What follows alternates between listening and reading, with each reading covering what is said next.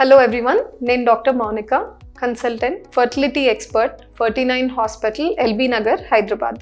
ఒక husband and wife ఏ టైంలో కలిస్తే ప్రెగ్నెన్సీకి మ్యాక్సిమం అవకాశాలు ఉంటాయి అని ఎక్కువగా అడుగుతుంటారు. ఎందుకంటే ప్రతి couple wants to achieve pregnancy న్యాచురల్గానే.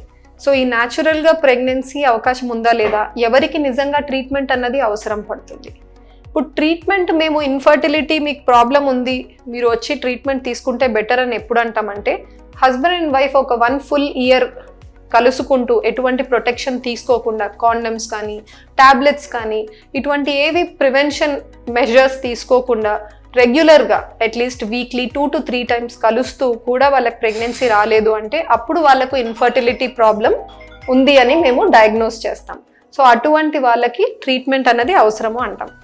కానీ దీంట్లో కూడా మళ్ళీ వేరియేషన్స్ ఉంటాయి. ఇప్పుడు పీరియడ్స్ కరెక్ట్గా లేడీకి రావట్లేదు అనుకోండి, 3 months 4 monthsకి ఒకసారి వస్తుంది. అదర్వైజ్ భర్త భార్య కలిసేటప్పుడు ఏదన్నా ఇష్యూస్ ఉన్నాయి, అంగం గట్టిపడట్లేదు లేదా టైంకి ముందే శాంపుల్ అన్నది బయటకు వచ్చేస్తుంది. సో ఇటువంటివి ఏమన్నా వాళ్ళ ఇంటర్కోర్స్లో డిఫికల్టీస్ ఉన్నాయి అంటే వాళ్ళు టైంకి ముందే కన్సల్ట్ అవ్వాల్సి ఉంటుంది. యూజువల్ నార్మ్ లాగా 1 year వరకు వెయిట్ చేయడం అన్నది అవాయిడ్ చేయాల్సి.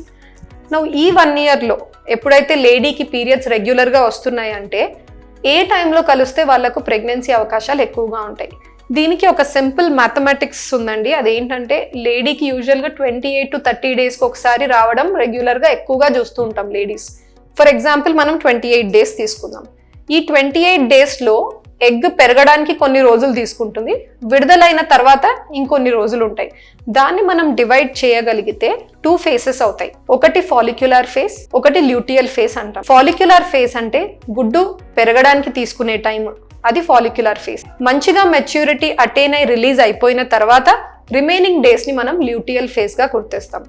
సో ఈ ల్యూటియల్ ఫేజ్ అంటే ఎగ్ రిలీజ్ అయిపోయిన తర్వాత ఫేజ్ ఎక్కువగా 14 days కాన్స్టెంట్గా ఉంటుంది. కానీ ఎగ్ పెరగడానికి తీసుకునే నంబర్ ఆఫ్ డేస్ మారుతూ ఉంటాయి. ఒక సైకిల్లో 10 daysకే రెడీ అవ్వచ్చు ఎగ్, కొన్ని సైకిల్స్లో 14 daysకి రెడీ అవ్వచ్చు. సో మనం 28 days తీసుకుంటున్నామంటే ఆ లేడీకి 14 days ఎగ్ రిలీజ్ అయిన తర్వాత ఉంది. సో ఎగ్ పెరిగి విడుదల కావడానికి 14 days తీసుకుంటుంది అన్నట్టు అర్థం అనమాట. అండ్ ఎగ్ రిలీజ్ అయ్యాక దానికి లైఫ్ స్పాన్ ఉంటుంది. ఒక 12 to 24 hours వరకు మాత్రమే బతికి ఉంటుంది. ఆ టైంలోనే కణంని కలుస్తేనే పిండం అన్నది ఏర్పడుతుంది. సో ఈ పర్టిక్యులర్ టైంలో హస్బెండ్ అండ్ వైఫ్ కలిసినప్పుడు కణాలు గర్భసంచి దగ్గర పడినప్పుడు ఈ కణాలకు కూడా లైఫ్ స్పాన్ ఉంటాయి. ఎలా అయితే గుడ్డుకి లైఫ్ స్పాన్ 12 to 24 hours ఉన్నాయో, స్పర్మ్కి కొంచెం ఎక్కువగా ఉంటుంది, అరౌండ్ 48 hours దాకా ఉంటుంది. అందుకని ఈ ఓవర్లాపింగ్ పీరియడ్ మనం ప్లాన్ చేయగలిగితే న్యాచురల్గా ప్రెగ్నెన్సీ అటైన్ చేయడానికి మనము ఛాన్సెస్ చాలా లెవెల్ వరకు మ్యాక్సిమైజ్ చేయొచ్చు. సో ఒక లేడీకి నేను అన్నట్టు ఎగ్ రిలీజ్ అయిన తర్వాత 14 days కాన్స్టెంట్ ఉంటాయి కాబట్టి ఆ 28 days సైకిల్లో మనం 28 నుంచి 14 మైనస్ చేస్తే మనకు 14 వస్తుంది. దానికి 2 days ముందు 2 days తర్వాత వరకు అంటే 12 to 16 days మధ్యలో వీళ్ళకు బెస్ట్ టైం అనమాట హస్బెండ్ అండ్ వైఫ్ కలిసి ట్రై చేయడానికి ప్రెగ్నెన్సీ. ఇదే సేమ్ ఫార్ములా మీరు వేరియేషన్ ఆఫ్ సైకిల్ బట్టి అప్లై చేయొచ్చు. ఇప్పుడు 30 daysకి ఒకసారి వస్తుంది అనుకోండి, 30 నుంచి మళ్ళీ కూడా మీరు 14 మైనస్ చేస్తారు. మైనస్ చేయగా మీకు వచ్చిన నంబర్ 16. సో 16కి -2 + 2 చేయగా మీకు 14 to 18 days వస్తాయి. సో డే 14 to డే 18 మధ్యలో హస్బెండ్ అండ్ వైఫ్ కలిసి ట్రై చేస్తే ప్రెగ్నెన్సీ అవకాశాలు అన్నవి మ్యాక్సిమంగా ఉంటాయి. ఇది ఓన్లీ రెగ్యులర్ పీరియడ్స్ ఉన్న వాళ్ళకి మాత్రమే వర్తిస్తుంది.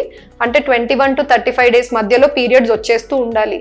లేదు ఇర్రెగ్యులర్గా 45 daysకి ఒకసారి 60 daysకి ఒకసారి ఉంది అంటే ఈ పర్టిక్యులర్ ఫార్ములా మీకు కష్టం, ఇట్ కెనాట్ బి అప్లైడ్. ఎందుకంటే వాళ్ళలో మోస్ట్ ప్రాబబ్లీ అసలు ఎగ్ పెరిగి విడుదల కావట్లేదు. అటువంటి లేడీస్ 1 year వరకు వెయిట్ చేయకుండా ముందే వచ్చి ట్రీట్మెంట్ తీసుకుంటే ప్రెగ్నెన్సీని ఎర్లీగా అచీవ్ చేయడానికి అవకాశం ఉంటుంది. Thank you.